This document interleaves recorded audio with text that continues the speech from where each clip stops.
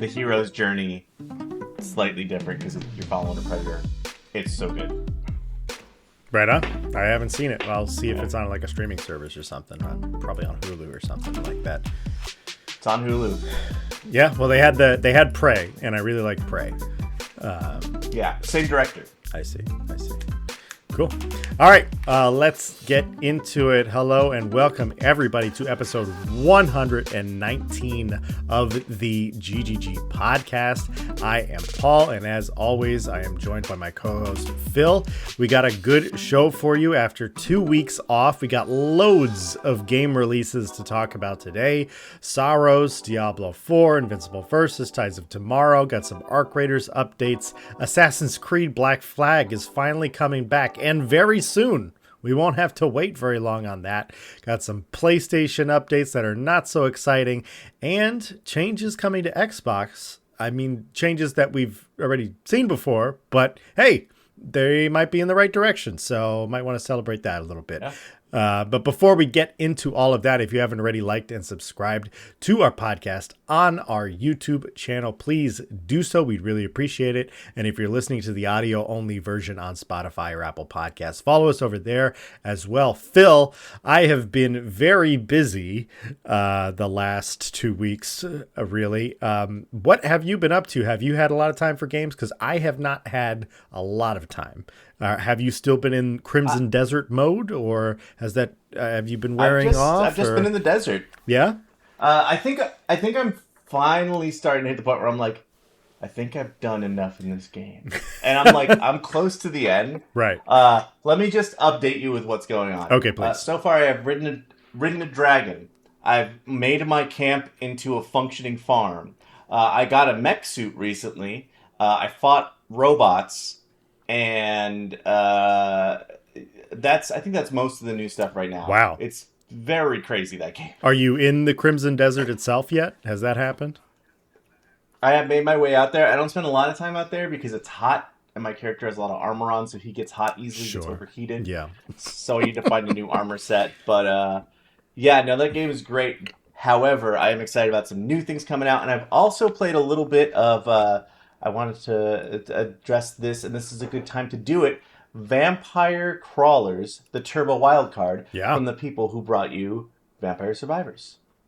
Ooh, okay. Yeah, and that game is like a old school RPG in terms of like, think Dragon Quest is your point of view. You see just like monsters that come at you, and it's a card battler. So as you level up, you get cards. Much like Vampire Survivors, like you get those blue crystals, the thing fills, and you get a new ability.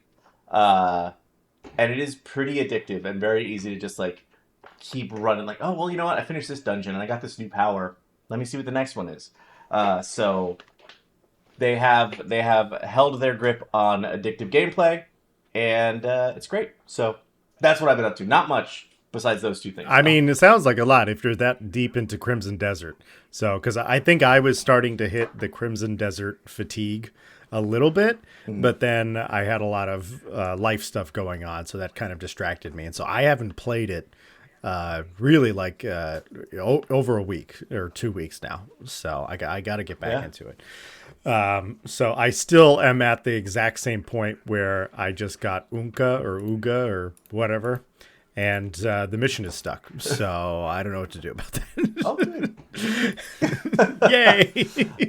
Nice. Good. Love it. I love that. I mean, listen, they've been updating the brakes off that game. Yeah. Like, it is... Every time I log back in, I'm like, oh, this feels different. In a good way. But it feels different every time, which is really fun. I'm happy they're doing it, but... Yeah, it might be a new game entirely when you log back in next. I'm very curious. I got PlayStation set up, so I downloaded it. Just haven't checked it out again.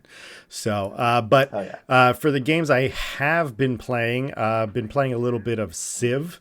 just as kind of a passive game. Been playing Fortnite with my partner. I bought Diablo 4 Lord of Hatred, which, we'll talk about in a little bit. So I played a little bit of that last night.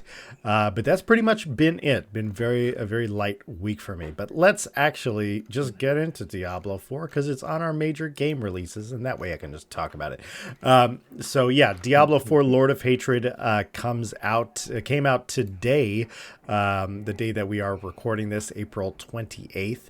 And the thing that really put me over, because I was kind of on the fence with getting this again. I liked Diablo 4, but after I got into the meta of the original game, it just kind of wore off for me.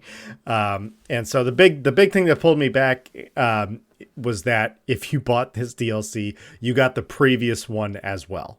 And so you didn't have to. So like, I'll be honest, if I was like a hardcore Diablo 4 fan, I'd probably be a little pissed that people are just getting the last DLC for free. But because I didn't, I think it's a good deal. It's because, you're getting 2 new maps, 2 new stories, and then you're getting 3 new character classes. So you got the Spiritborn for the last DLC, the Paladin, and the Warlock from this new DLC. And I have to say, it feels pretty good. It's still Diablo, so it's not like it's completely changed the game, but there seems like there's been a lot of quality of life fixes that Diablo has needed for a long time, including like simple things. Like there's like a new map overlay while you're like dungeon crawling, where you can press M on your keyboard and it just brings up this very transparent map. That's nice. That you can still see your character and move around and go where you need to go, but the map is now there. So I really, really like that with dungeon navigation. And then there also just seems to be a lot of like, the skill trees have been updated. The meta has been updated. There's just a lot of more stuff to do. As far as like the story goes, Lord of Hatred, if you're into that grungy, demons and, the devil and everything like that, if you're into that stuff, it's pretty good.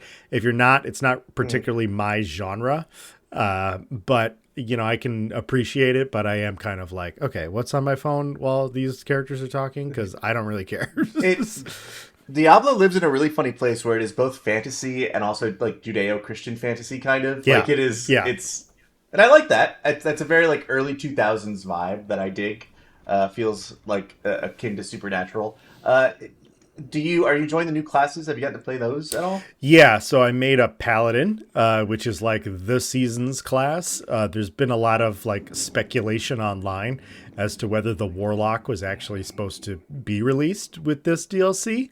And I think they just had the Warlock ready and they're like, we're not going to wait all this time for the next DLC. So let's just pump it out as a way to get players engaged. So I really like it, but there definitely feels like I'm getting the vibe of like, I'm like there's an ability where you can basically like turn into an angel and you're like an angel fighting demons. And it's like, that is like classic high fantasy Diablo. So yeah, if you're after that vibe, you will find it in this update. So I'm enjoying it so far. I think it'll be a good game for me while I got a lot of moving pieces going on in my life right now. So yeah, but enjoying it so far. It's also getting pretty good reviews. I think it's like got a 84 on Metacritic right now. So, and with how disappointed people were in the last DLC, I think that's a good step in the right direction. So, yeah. Yeah. You played Diablo 4 when it came out, right? Yeah. I did. I played that. I played a bit of the DLC as well. Like I finished the main story, played some of the DLC, and I liked it, but I didn't finish the DLC story. I was like, this class is cool. I didn't like having to like do the grind again. Yeah. To like do all the level up. That's kind of a tough thing, and that feels like what the game is trying to get you to do. Yeah. And I felt like once through for me was like I get really attached to the character that I made, and so making a new one just feels a little goofy. Yeah, but that's yeah. I will say like definitely being able to pick the option. I think this has existed for like a year now, but like of skipping the story and not having to play through the story Yeah. again. It's like, don't play through the story again. You're not gonna get anything that you didn't get the first time. So, and you can just level up faster if you don't do it anyway. So yeah. All right, let's talk about another big game releasing this week, and that is SAROS, the PlayStation exclusive, the spiritual successor or sequel, I should say, to Returnal, a game I played quite a bit. Phil, you're pretty excited about this game. I know you're a big fan of the actor who's the main guy. Are you going to pick this up day one? Has it already been pre-ordered? What's the deal here? I'm messing around with it. So this is another story we'll get back to later. I haven't logged on to my PlayStation 5 in a while because I've been playing games on my PC. Yeah. My PC's in my room. Mm-hmm. I think the last thing I really, really played was you and I played a bit of the Ghost of Tsushima, the Ghost of Yotei multiplayer. Yes. So it's been a while. Yeah. But I'm excited about this game. I did love Returnal. I ended up stopped playing Returnal because it was a little too hardcore for me. Mm-hmm. It was, I got to like the fourth world or whatever, and then I died, and I was like, I fought so hard to get here. Yeah. What is happening? Yeah. So that's difficult. SAROS, I'm in it because I love Raul Coley. Housemarque makes amazing games. I do love Housemarque. This is their first PS5 entry, right? No. Returnal was PS4? No, Returnal was a PS5 launch title, or maybe if it didn't launch right at the beginning, it was like a month or two after or something like that. So I kind of bought Returnal for like, let's see what the PS5 can do. And it definitely showed it off. Like it was a very very visually impressive at the time, and like so much happening at one time. Yeah. All that to say, I am pretty excited for SAROS. It seems like they've done some things to change how the grind works. It seems like there are abilities and like passive benefits that you can get after each run that kind of carry on forward. Yes. Which is kind of how I prefer these types of games. Like, I think with the exception of the Binding of Isaac, I really only mess with roguelikes super heavy if they give me a little something towards completing the game after a good run, you know? Yeah, I mean, everything that they've been talking about as far as changes they've made from Returnal is steps in the right direction for me.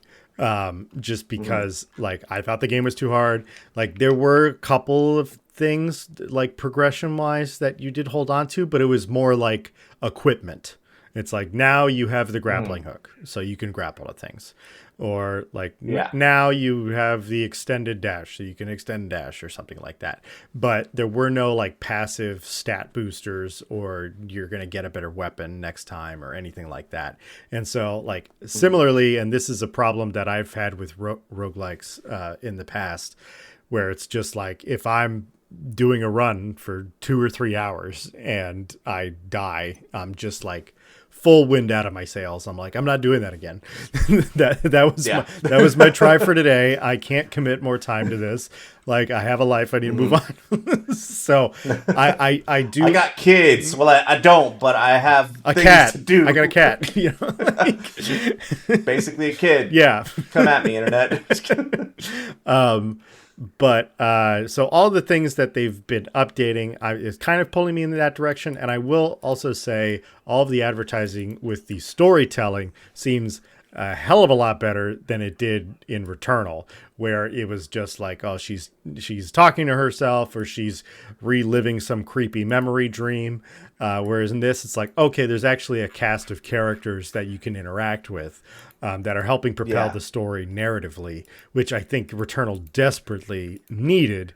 But I will cut Housemarque some slack because really prior to that, they made like Resogun and Super Stardust. So they weren't making these big, AAA games. So I feel for them there. So I'm probably going to pick this up, but I'm very curious about what reviewers say at the end of this week when it fully launches. So yeah. Yeah. It's sitting at an 88 right now with all of the early reviewers. It's pretty good. I know there's probably going to... Yeah, so it's definitely like pretty good. High B, low A, right? That's the actually no, it's just the B plus, One, but still. one A. Uh, 1A, 1A. That will be me playing that game. Uh-huh. But yeah, no, I'm pretty excited about it. That said, we should talk about something else coming out the same day, April 3rd. Oh wait, one last thing about Saros. You can go get it right now. Mm-hmm. If you get the digital deluxe version, you have Yes. access 48 hours a bit early, which is interesting. Do I like it? Kinda. I mean, I guess give them 10 extra bucks if you want to play it now. Silly. But I mean, this is one of those silly things where it's just like this game was supposed to come out today. It's a Tuesday. That's a video game release day, and they just now delayed it's it. Fridays. Yeah. Now it's whenever. Yeah. So also, I do know if you order the digital deluxe, you do get a God of War set of armor and an Onryo set of armor from the Ghost of Yotei. So that's pretty cool. All right. Pretty cool. Yes. Invincible Versus is also coming out this week, April 30th. We talked about it on the last podcast we did. I checked out the beta. Wasn't particularly my cup of tea, but I did preface that with, I'm not a big fighting game guy. And so I think my major complaint about it is that it's not a game for casual players. I think that there is some depth and some fun that you can have if you're like really into fighting games, if you're like a big Marvel versus Capcom guy or person or anything like that. But if you are just like, I like video games and I like Invincible, I don't know. You got to take your time and invest the time to learn how this game works. So, and that makes sense. It feels like that's the consensus on the internet. So I'm happy that it's not, a garbage game, but I also feel validated in that it's not an easy game to just pick up and learn in an intuitive way. So yeah. Next up, we'll talk more about Invincible Versus when we actually get some reviews out. We got no reviews out for it. The embargo has not been lifted, so we're probably going to have to wait until the game actually releases 2 days from now. Tides of Tomorrow came out sleepily. I didn't realize this game came out last week, Phil. This was a game, I think it was announced last year at the Summer Games Fest, I want to say. And so very interesting trailer. If you're having trouble remembering it's kind of like the environment is like you're living on like a flotilla in the middle of the ocean. Some sort of environmental apocalypse has happened, and I guess the hook with this game is that you are following in the footsteps of other players, and so you have to deal with other players' choices and consequences as you move through the game. It's been getting okay reviews so far, but the major critique is that the advertising for it made it look like a bit more action oriented than the actual gameplay is. The actual game seems much more narrative focused, which I think makes a lot of sense when you're dealing with choices of previous players. But if you're going into it thinking it's going to be like, oh, it's Flotilla Mirror's Edge, that's not really the case. So, getting okay reviews. It's either that or a Ken Levine game, like, you know what I mean? The sort of, a Bioshock feel. So I feel like that's the other angle you could look at this game from. Sure. Look, you're talking to these characters and making decisions and its own thing. It's its own thing. Yeah. But yeah, definitely curious about it. I'm probably not going to pick it up, but if it was like a PlayStation Plus game or on Game Pass, I might check that out. What's going on in Arc Raiders this week, Phil? Okay, well, Arc Raiders just released their, I would say, probably second massive update. Okay. They've been doing a lot of updates in the last couple months, of course. But this one is Arc Raiders Riven Tides, where they introduce an entirely new map. It's like a beachfront area. Mm-hmm. There is a new massive arc threat. There's also a new arc threat from last month that shoots lasers at you, and I've been terrified to even go out in the world and mess with it. I haven't logged into Arc Raiders, probably because of that, really. Yeah. It seems to be pretty good. They're doing a lot of updates. There's some new guns, new armors. I mean, those are all cosmetics, but sure. And like just updates to some of the different items that you get in the game, and then a new long-term project. So something to grind for if you enjoy the run of Arc Raiders and the general loop. I think I just like played a bit too much, and I've been counting on, okay, I'm gonna wait for it to update for a little while and then come back and get absolutely railroaded by people.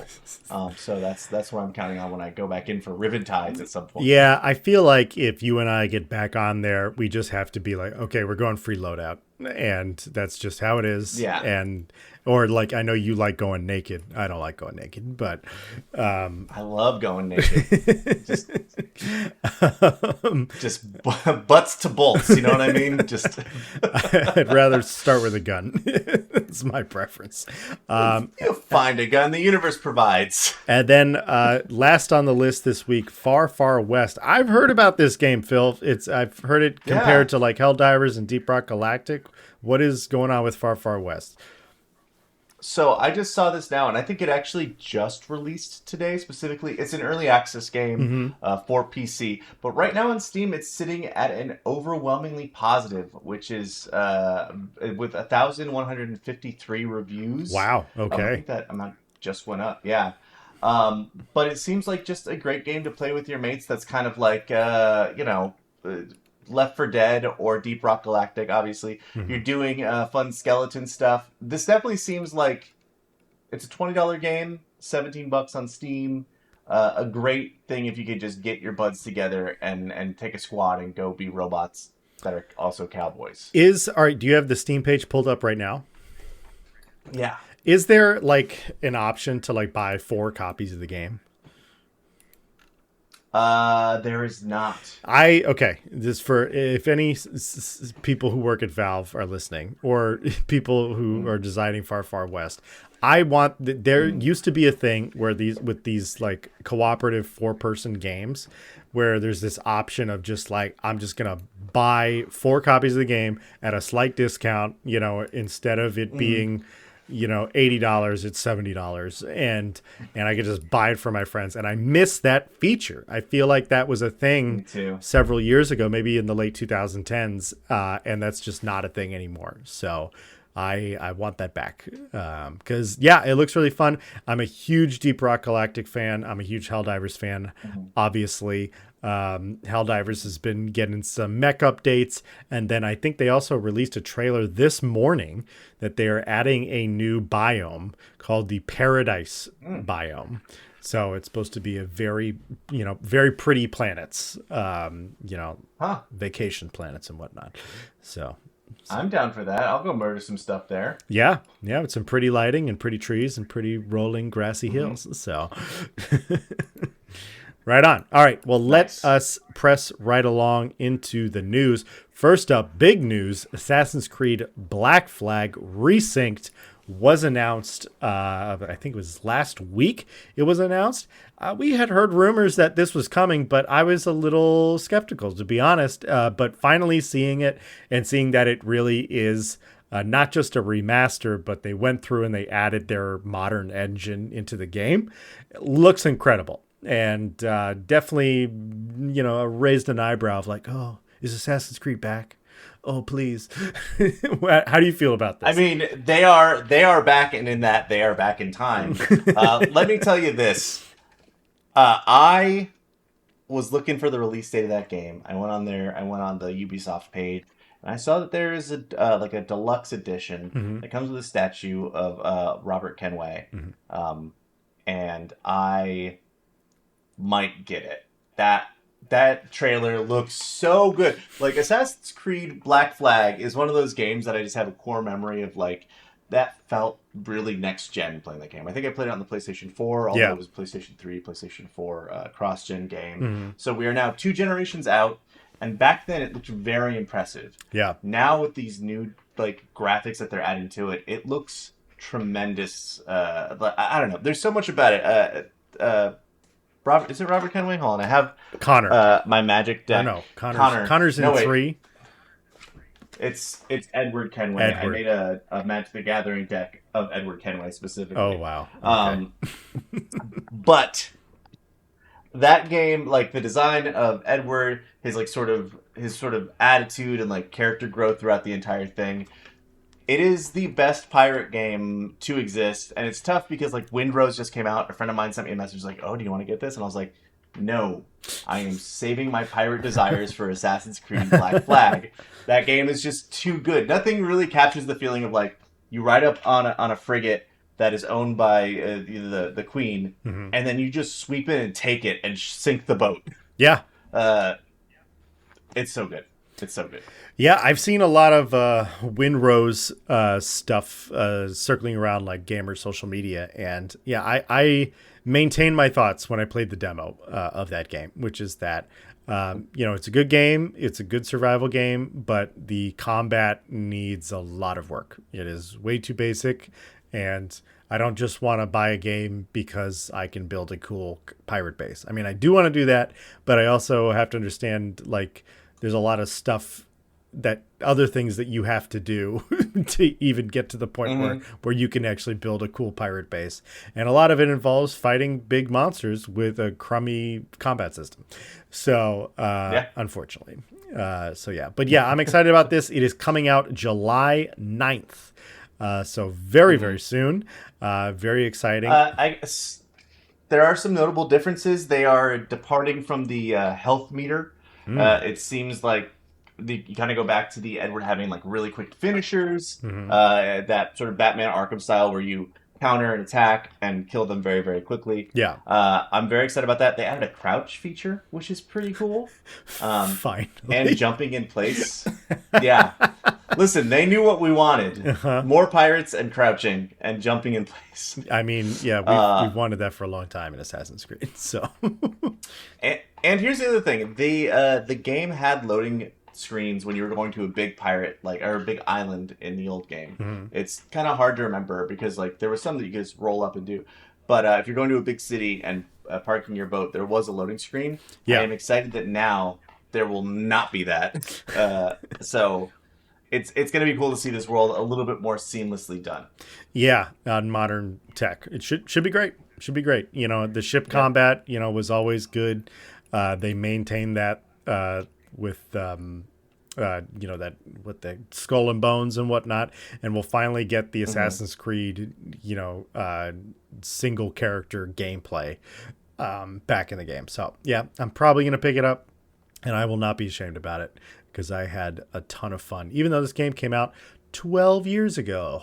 All right, let's press right along. So PlayStation in the news, some unfortunate news that they didn't really announce. People just kind of discovered. So that's kind of sketchy and crummy, and I hate that. But they are putting in online license checks. Which essentially means that any digital games that you buy on the PlayStation Store, I believe it started this week and forward, if you have not logged in for 30 days onto the PlayStation Network, then you will not be able to play those games, regardless if they are online games or not.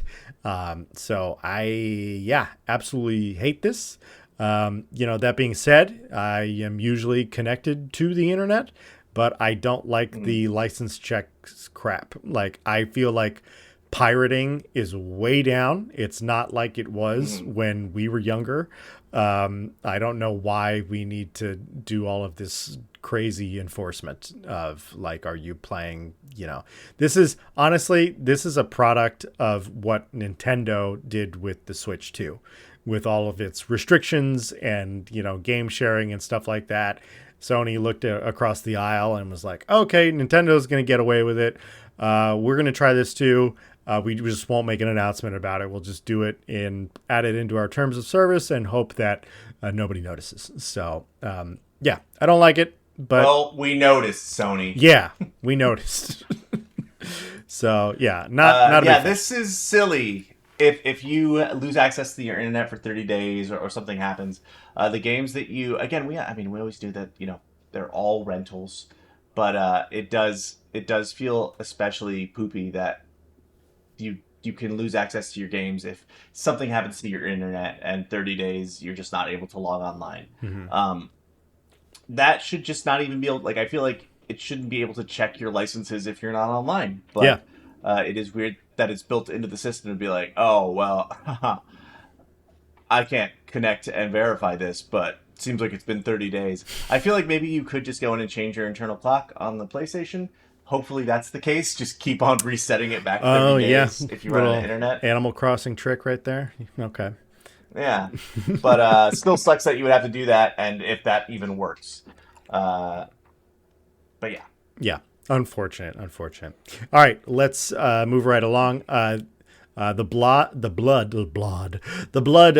Dawnwalker having a huge media push plastered all over IGN this morning, so we have to talk about it. But this game is a third-person action adventure RPG. And it looks really cool. I described it as kind of in between The Witcher and what I would imagine a Blade game would look like. I like the camera style seems very like close up and visceral. It almost reminds me of like the camera angle of For Honor. So I really am enjoying that. And surprising, this game's being published by Capcom, but there is a very much, it feels written and directed by Western game makers. So that like took me a little bit by surprise. I know, Phil, you have had this game on your radar for a while. And I know that you like vampire games, or at least games that say vampire or are vampire themed. Are you going to pick this up? Oh, I think so. It really depends on whether or not I've had my fill of like open world fantasy game by then, because I feel like Crimson Desert hit at the right exact moment for me where I haven't had a really nice open world fantasy game, and that's why I'm like eating it up so deliciously, so voraciously. But this game looks to be something similar, maybe with a little bit more of a realistic tone, probably a better story. Let's be real. Yeah. So I will probably pick it up. I also want to support games like this being made, because it also feels like these types of large open world games that are made to, AAA quality or whatever are becoming rarer and rarer over time. Yeah, 100%. Yeah, we need to, that's a big reason I bought Crimson Desert, because I'm like, I want to support something else, because the usual publishers are not getting it done. So I have to say, all of the footage that they released today, just as far as the scenes, as far as the combat and the gameplay, it looks really good. And I would say it looks like it does borrow things from games, but I don't necessarily mind it. I like I said, I really like the look and feel of the combat. It kind of, it looked like For Honor, but it also kind of looked like the style of combat that maybe Naughty Dog is going for with Intergalactic a little bit. So I'm curious to see if that's true or not, because we still haven't seen anything about Intergalactic, and now I just want to see something. But they're really holding their cards close to their vest on that one. They are refusing to show us anything because they're like, we're Naughty Dog. We've got 3 seasons of The Last of Us under our belt. You're gonna buy whatever we want. Yeah, kind of. So, and they're right. They're correct. Yeah. All right. Last up on the news this week, the Expanse, Osiris Reborn. It had a beta recently, earlier this month, and several media outlets reported on it and were able to capture some footage and share that with everybody online, as well as fans of the game who just bought the Ultimate Edition, which I don't really know how I feel about like having to buy an Ultimate Edition to get access to the beta. It's like, even if you just pre-ordered the regular version, you did not get access to this beta. So don't like that. That's weird. But the internet seems to have a pretty consistent consensus with the problems of the game so far. Everybody and their mother is comparing it to Mass Effect, which makes a lot of sense. It is a sci-fi third-person shooting space game, and particularly the combat seems very close to Mass Effect, but they've changed certain things that Mass Effect kind of nailed, but they're changing them to be different. One of the things is like if you're playing on console or playing on a controller, the like abilities wheel or the squad commands wheel that you had in Mass Effect, that is like a list that you have to tab through instead of it just being a wheel where you can access everything. So people were complaining about that. And then people are also complaining about the writing of the game itself and the combat of the game. It just feels like it doesn't feel right, or like running around like in the Expanse. If you're a fan of the TV show, particularly, you understand like they have grav boots that they use for everything. That most ships don't just like have a gravity machine that magically makes gravity on the ship, but there's like a lack of weight when you're moving around because you're like sprinting. And you're like, you can't really do that with grav boots. You have to take a step and then take another step because you're magnetizing to the ship. Yeah. And so that seemed a little bit off. Seems like it needs more time to cook here. You know me, I love a space game, and I love Mass Effect. Mass Effect 2 is one of my favorite games of all time. But it does seem like this game needs a bit more work. But they were asking for feedback from the beta. So hopefully reviewers and other gamers are providing that feedback to them. At least from the videos, I think you've seen some of the footage, Phil. The graphics look really good. Does anything strike you as interesting with this game? Yeah, I feel like I focused my attention on that Wizards of the Coast game. Mm-hmm. Have you seen that one? It looks like a Mass Effect game as well. Yes, I don't remember what the that's the one with McConaughey that he's working on for some reason. Yeah. Yes. Like I'm looking up the name right now because I should know it as a person, as a games person. Mass Effect. You know what? No one wants to say the name. Exodus. So I feel like that is where I'm at, and the Expanse is an expansive, no pun intended, universe. But I feel like I'm just not well acquainted with it, so I'm not going to get like. I feel like I get with investment, it's one or the other. If it comes out and people are really into it, rating it highly, I'll probably pick it up because I do. Again, we need a Mass Effect game. AAA companies are not giving us a Mass Effect game. Yeah. So whoever's the first person to give us a Mass Effect game, you win. Yeah. That you get my money. Absolutely. Yeah. And I do feel like Exodus seems like a more Mass Effect-y game. One, there are aliens in it. And with the Expanse, I do really like the Expanse universe, but I think it doesn't lend itself to like an action third-person shooter as well as like Exodus does. And of course, Exodus is its own new thing. They're not taking, source material and adapting it.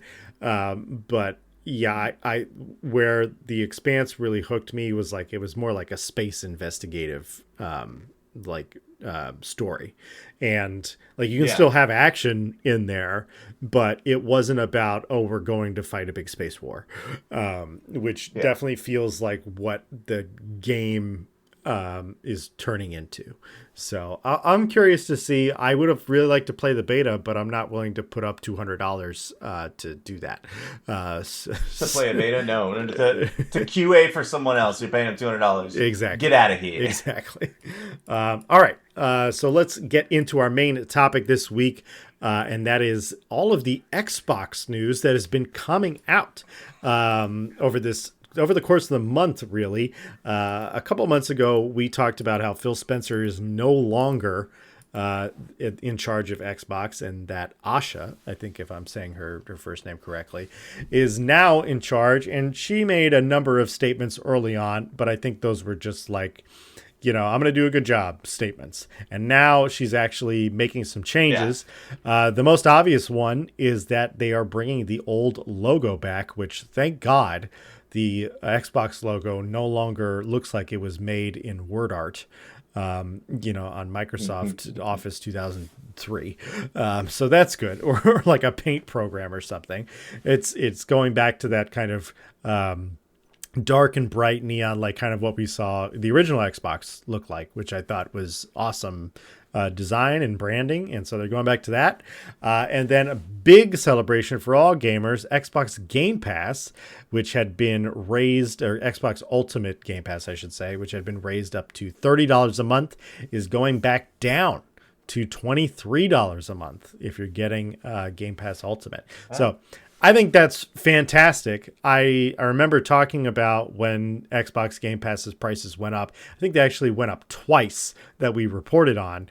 And the latest one was ridiculous. And it very much to me felt like this $30 is this arbitrary number. It's a nice round number that we can tell the board we're going to charge for this service. And now $23 feels more like, okay, they went in there, they did the math, they wanted to see at what price could it be profitable. And it seems like a much more realistic price for gamers. So I was happy to see that done. And you said that the PC Game Pass is even cheaper. Is it $15 still, or? So it went from $16.41 or something ridiculous back to $13.99. Okay. Which is great. I received an email from them, and it was very personal. Yeah, that's not the right. They wrote directly to you. Yeah. They were like, "Hey, here's a picture of you. Here's a picture of you with your family. Anywho, we're sorry about Game Pass. We're gonna bring down the price a little bit." And it seemed, I was like, "Okay, you're in the right direction here, in the right trajectory, Microsoft. Just keep it up." But yeah, I'm excited for, I guess, these changes. The exclusivity thing, I think, as a consumer, I am a little bummed about. And just because I want people on PlayStation to play, Fable when it comes out, I want like people who just have that. I'm gonna play it on PC. That's just where my Xbox is. Totally, is my PC. Yeah. So I'm like personally not affected, but I think it could be a really good thing for Xbox to become that. Whatever their marketing plan was prior to this, and that might have been under Phil Spencer's leadership, just was not working. So if Asha has like the vibes to get us back to like that early 2000s Xbox 360 era, yeah, I'm very excited to see that. But yeah, it's weird because the changes are a little bit like we're going back to old Xbox, but we're not being predatory about it, which is good. It's interesting. I mean, yeah, I think it's like, again, I'm not Xbox's biggest fan, but like I want competition. I think why is Sony doing online license checks now? It's because they don't have a competitor right now. So they need to get back to competing. And as far as like, their reluctance, they might stop porting Xbox games over to PlayStation. I don't know how successful that is going to be. But I think they kind of had this expectation that Sony was going to do that as well. And then Sony took a step back from it. And I understand as a consumer, you want to be able to get your games anywhere, which is great. But I think Apple isn't successful because they let everyone use all of their software on a PC. They're not successful because you can access the Apple stuff on your Android. So it's very much of what I would like to see is if Xbox wants to keep Halo on Xbox, I think they should do that. Now, like they also bought Bethesda and own like Call of Duty and all these other things. Those games, I think maybe you need to keep them multi-platform. Because you've already the cat's out of the bag with that anyway. So yeah, I understand the business logic of having the exclusives, but in general, I'm very happy that she's rolling things back in comparison to what Phil was doing, which is just like, I don't really care. Yeah. We're just gonna set these arbitrary goals and just let's just give Xbox on everything and see when you do that you kind of devalue your brand quite a bit. So she's also stepping back from everything's an Xbox. They're pulling back from that a bit, which is good because if everything's an Xbox, I feel like that was like a Phil like he went and did ayahuasca on like a CEO retreat and was just like, what if Xbox was everything? What if Xbox was this my hands? What if Xbox was this leaf? Which, again, Xbox being everything, kind of a cool idea, like play on your phone. If the system was there to make game streaming work in a way that you're like, okay, yeah, I'm just on the bus and I want to play a little bit of something I can play on my phone realistically, that would be like enjoyable to play. Yeah. Sure. Yeah. It just doesn't feel like we're there yet, and it doesn't feel like we should be trying to get there yet. Yeah, what I think he wanted to be Steam, and I think the ship has sailed on that. Steam has the market, and they've released Steam Deck. The Steam boat is out of the harbor. You Yeah. know? So I'd be very curious to, find out how Xbox's like streaming service of games is going, which I know is part of Xbox Game Pass, or at least the ultimate version of it, and seeing how reliable that is, and if there's actually people using it, because maybe it's just like an old head mentality for me of just like, no, I want my games installed on my computer so I can run them, or I want them installed on my device so I'm not relying on some internet connection. And especially when you're playing online games like that. Like I know for me, like with my PlayStation Portal, which I will commend is a very good streaming device.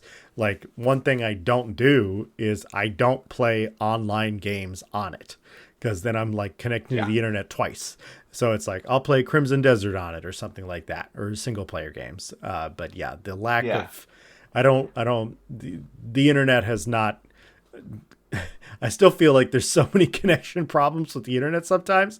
Like I'm a big basketball fan, and all of the playoff games have been put on like Peacock and Amazon Prime. And it's like, we're still having streaming issues with like the biggest budget imaginable, and we're still getting streaming issues with these things. So I don't think we've quite figured that out yet. And I think we will soon, but it's not quite there.